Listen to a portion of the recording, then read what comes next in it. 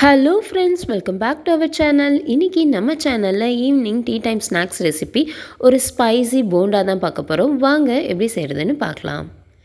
இன்றைக்கி நம்ம போண்டா செய்கிறதுக்கு எடுத்துக்கிற முக்கியமான ஒரு பொருள் இந்த சீனிக்கிழங்கு தான். சீனிக்கிழங்கு நல்லா ஒரு பெரிய கிழங்காக நம்ம அவிச்சு வச்சுருக்கோம்.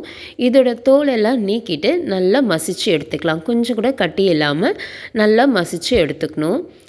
இது கூடவே ஒரு அரை கப் கடலை மாவு, 2 ஸ்பூன் அரிசி மாவு. இந்த அரிசி மாவு வந்து நமக்கு கிறிஸ்பினஸ் கொடுக்கும். அதனால் 2 ஸ்பூன் அரிசி மாவு, காரத்துக்கேற்ப மிளகாய்த்தூள் 1 ஸ்பூன் சேர்த்துக்கிறோம், கொஞ்சமாக மஞ்சத்தூள், தேவையான அளவு உப்பு, பொடியாக நறுக்கின வெங்காயம், இதெல்லாம் சேர்த்து நம்ம மிக்ஸ் பண்ணிக்கலாம்.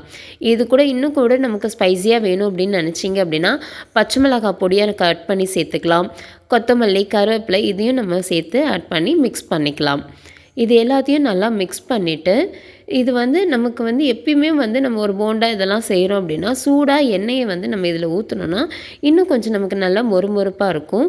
அதனால் எண்ணெயை நல்லா சுட வச்சுட்டு அதிலேருந்து ஒரு 2 ஸ்பூன் எண்ணெயை வந்து நம்ம இதோடு சேர்த்து மிக்ஸ் பண்ணிக்கலாம். நமக்கு எவ்வளோ தண்ணி தேவைப்படுதோ அந்த அளவுக்கு கொஞ்சம் கொஞ்சமாக தண்ணி ஆட் பண்ணி நல்லா ஒரு சாஃப்டான மாவை பிசைஞ்சு எடுத்துக்குவோம். எண்ணெய் வந்து நல்லா சூடாக இருக்கணும், ஊற்றும் போது பொரிஞ்சு வரணும்.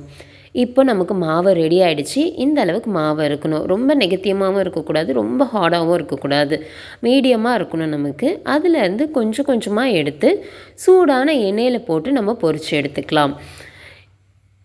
இது ஒரு பக்கம் வெந்ததும் இன்னொரு பக்கமும் போட்டு நல்லா கோல்டன் ப்ரௌன் கலர் வந்ததும் எண்ணெயிலேருந்து எடுத்துட்டோம் அப்படின்னா அவ்வளோதான், சூப்பரான போண்டா ரெடி ஆகிடுச்சு. பாருங்கள் எவ்வளோ சூப்பராக ரெடி ஆகிடுச்சின்னு.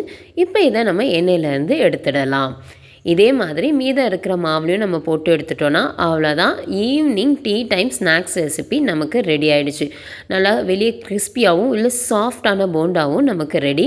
நீங்களும் ட்ரை பண்ணி பாருங்கள். ட்ரை பண்ணி பார்த்துட்டு எப்படி இருக்குன்னு சொல்லுங்கள். இந்த வீடியோ உங்களுக்கு பிடிச்சிருந்தா லைக் பண்ணிக்கோங்க, உங்கள் ஃப்ரெண்ட்ஸ் அண்ட் ஃபேமிலிஸ்க்கும் ஷேர் பண்ணுங்கள். இன்னும் நீங்கள் சேனலை சப்ஸ்கிரைப் பண்ணாமல் இருக்கீங்கன்னா சேனலை சப்ஸ்கிரைப் பண்ணிக்கோங்க. நெக்ஸ்ட் வீடியோவில் பார்க்கலாம். தேங்க்யூ, பாய்.